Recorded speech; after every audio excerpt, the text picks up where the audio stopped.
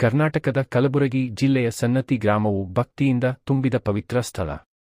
ಇಲ್ಲಿ ಪೂಜಿಸಲ್ಪಡುವ ಸನ್ನತಿ ಶ್ರೀ ಚಂದ್ರಲಂಬಾ ದೇವಿ ಅಂಬೆಯ ರೂಪ, ಶಕ್ತಿ ಮತ್ತು ಕರುಣೆಯ ಪ್ರತೀಕ. ಅವರ ಮಹಿಮೆ ಕುರಿತು ಹಲವಾರು ಪುರಾಣಗಳು ಪ್ರಸಿದ್ಧವಾಗಿವೆ. ಅದರಲ್ಲಿ ಅತ್ಯಂತ ಪ್ರಸಿದ್ಧವಾದ ದಿವ್ಯಕಥೆ ಇಲ್ಲಿದೆ. ಬಹುಕಾಲದ ಹಿಂದೆ ಸನ್ನತಿ ಪ್ರದೇಶ ಒಣಬಯಲು, ಬಿಸಿಲಿಗೆ ಸುಡುವ ಗಾಳಿ ಹಾಗೂ ಜನರ ಕಷ್ಟದಿಂದ ತುಂಬಿತ್ತು. ಮಳೆಯ ಕೊರತೆ, ಬೆಳೆಬರ, ಮನುಷ್ಯರ ಬಾಧೆ ಎಲ್ಲವೂ ಒಂದಾದ ಮೇಲೆ ಒಂದಾಗಿ ಜನರ ಜೀವನವನ್ನು ಸಂಕಷ್ಟಕ್ಕೆ ತಳ್ಳುತ್ತಿತ್ತು. ಹಳ್ಳಿಯವರು ದೇವರಿಗೆ ಪ್ರಾರ್ಥಿಸುತ್ತಿದ್ದರು, ಅಂಬೆ ನಮ್ಮನ್ನು ಕಾಪಾಡು. ಆದರೆ ದೀರ್ಘಕಾಲವಾಗಿಯೂ ಪರಿಸ್ಥಿತಿ ಬದಲಾಗಲಿಲ್ಲ. ಒಂದು ರಾತ್ರಿ ಹಳ್ಳಿಯ ಹಿರಿಯ ಬ್ರಾಹ್ಮಣನಿಗೆ ದಿವ್ಯ ಸ್ವಪ್ನವಾಯಿತು. ಆ ಸ್ವಪ್ನದಲ್ಲಿ ಇದ್ದ ಚಿನ್ನದ ಕಾಂತಿಯುಳ್ಳ ಯುವತೆಯೊಬ್ಬಳು ಬಂದು ಹೇಳಿದಳು, ನಾನು ಚಂದ್ರಲಂಬಾ, ಈ ನೆಲದ ರಕ್ಷಕಿ.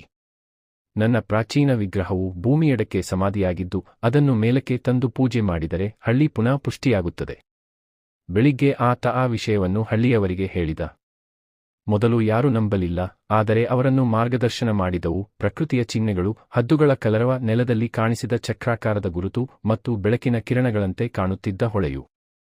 ಇವುಗಳನ್ನು ದೈವಸಂಕೇತವಾಗಿ ಊಹಿಸಿ ಹಳ್ಳಿಯವರು ತೋಡಲು ಪ್ರಾರಂಭಿಸಿದರು. ಕೆಲವು ಗಂಟೆಗಳ ನಂತರ ಮಣ್ಣಿನೊಳಗೆ ಪ್ರಕಾಶಮಾನವಾದ ಶಿಲಾಮೂರ್ತಿ ಹೊರಬಂತು. ಮುಖದಲ್ಲಿ ಮೃದುವಾದ ದಯೆ, ಕಣ್ಣಲ್ಲಿ ಶೌರ್ಯದ ಹೊಳಪು ಮತ್ತು ಕೈಯಲ್ಲಿ ಅಭಯ ಮುದ್ರೆ. ಹಳ್ಳಿಯವರು ಹರ್ಷೋದ್ಗಾರದಿಂದ ಕೂಗಿದರು, ಜೈ ಚಂದ್ರಲಂಬಾ ದೇವಿ. ವಿಗ್ರಹವನ್ನು ಭಕ್ತಿಯಿಂದ ಸ್ವಚ್ಛಗೊಳಿಸಿ ಹಳ್ಳಿಯ ಮಧ್ಯಭಾಗದಲ್ಲಿ ಸಣ್ಣ ಗುಡಿಯನ್ನು ನಿರ್ಮಿಸಿ ಪ್ರತಿಷ್ಠಾಪಿಸಿದರು. ಪ್ರತಿಷ್ಠಾಪನೆಯ ದಿನ ನಡೆದ ಅದ್ಭುತ ಜನರನ್ನು ಬೆಚ್ಚಿಬೀಳಿಸಿತು. ಅದೇ ದಿನದಿಂದ ಮಳೆ ಸುರಿಯಲು ಆರಂಭವಾಯಿತು.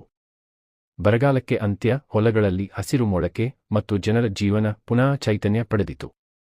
ಅದರ ನಂತರ ಸನ್ನತಿ ಹಳ್ಳಿ ಸಕಲತೆಯಿಂದ ತುಂಬಿತು.